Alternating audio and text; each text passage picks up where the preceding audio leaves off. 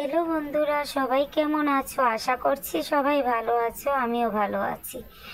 তো এই যে সকাল সকাল বাড়ির কাজটা শুরু করে দিলাম, উঠান ঝাড় দিচ্ছি। রাতের বেলা একটু হালকা পাতলা বাতাস দিয়েছিল আর একটু একটু বৃষ্টি হয়েছিল। তো সকালবেলা ঘুম থেকে উঠে দেখি উঠানের এত খারাপ অবস্থা, মানে এত লেচুর পাতা পড়েছে। লিচু গাছ এই যে দুটা সামনের দিকে আছে, এত পাতা পড়েছে। তো উঠানটা ভালো করে ঝাড় দিয়ে দিই। ঘরের আগে উঠানটা মানে সুন্দর রাখতে হয়, কেননা লোক আসলে সবাই তো প্রথম উঠানেই আসে, তারপর ঘরে যাবে। তো আমি সকালবেলায় উঠান টুঠান ঝাড় দিয়ে দিই। তো উঠানটা ঝাড় দিচ্ছি।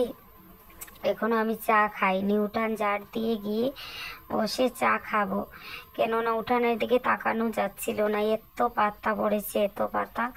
তো যাই হোক, ঝাড় দিয়ে গিয়ে এবার আমি চা খাবো।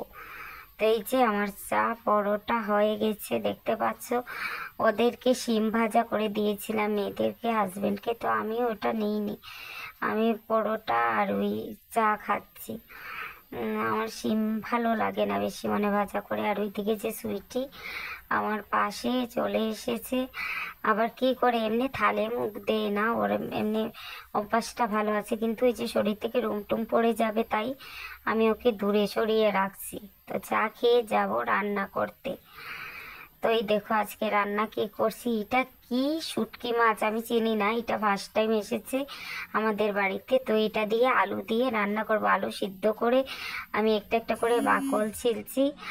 তো আলু দিয়ে রান্না করবো, আর কিছু করব না। আর আমার রান্নাঘরের যা অবস্থা, তাই ভালো করে ভিডিও বানাতে পারি না। কাজ মোটামুটি হয়েছে, ফ্লোরের কাজ, এবারে মানে সিলিংটা বাকি আছে আর কালারটা।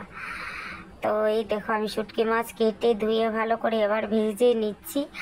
তারপর ভেজে নিয়ে ওই যে সিদ্ধ করা আলুগুলা দেখতে পাচ্ছ গোটা গোটা রয়েছে, তো ওগুলো একটু একটু আমি ভেঙে দিচ্ছি, ফাটিয়ে দিচ্ছি, না হলে তো মশলা ঢুকবে না ওর ভিতরে। তো আমি এইভাবে করে সব আলুকে ভেঙে ভেঙে দিয়েছি। আর শুটকি মাছগুলো এক সাইড উল্টে উল্টে দিলাম, সাইড হয়ে গেছে। তো জানি না খেতে কেমন হবে, আমরাও ফার্স্ট টাইম খাচ্ছি এটা। আর কত পিস দেখলাম গলে গেল একদম, এই পেটির দিকটা একদম গলে গেছে। তো এই দেখো আমি আলুগুলা ভেঙে দিয়েছি, এবারে মশলা ঢুকবে এর ভেতরে।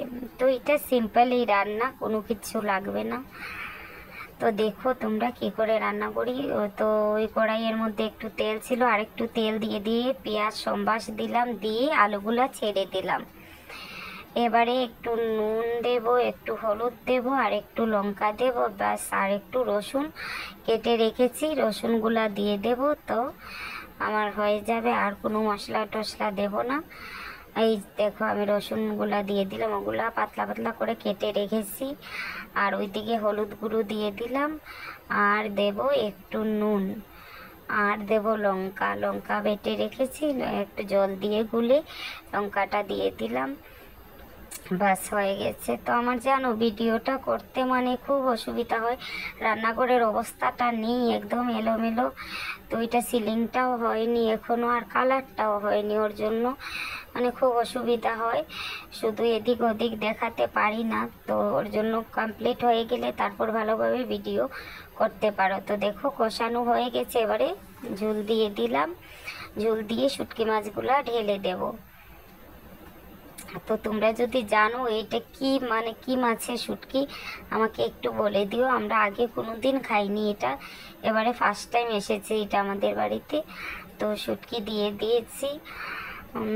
এবার দেখো আমি তরকারিটা আমার মানে জাল উঠে গেছি, একদম গরম হয়ে গেছে, জল যে ঢেলেছিলাম। তো এবারে আমি ধনে পাতা দিয়ে দিলাম।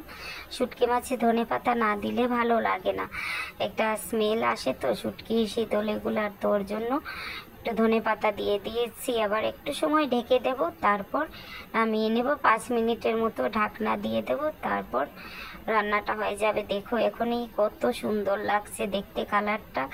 আর এইভাবে না আমার দেশি আলু দিয়ে, ছোট ছোট আলু দিয়ে খুব ভালো লাগে শুটকি মাছ রান্না করলে। তো আমি ঢেকে দিলাম, 5 মিনিট পর ঢাকনা খুলে দেখি কি সুন্দর টকটকে লাল। তো আমার রান্না হয়ে গেছে, সবাই জানিও কেমন হয়েছে রান্নাটা।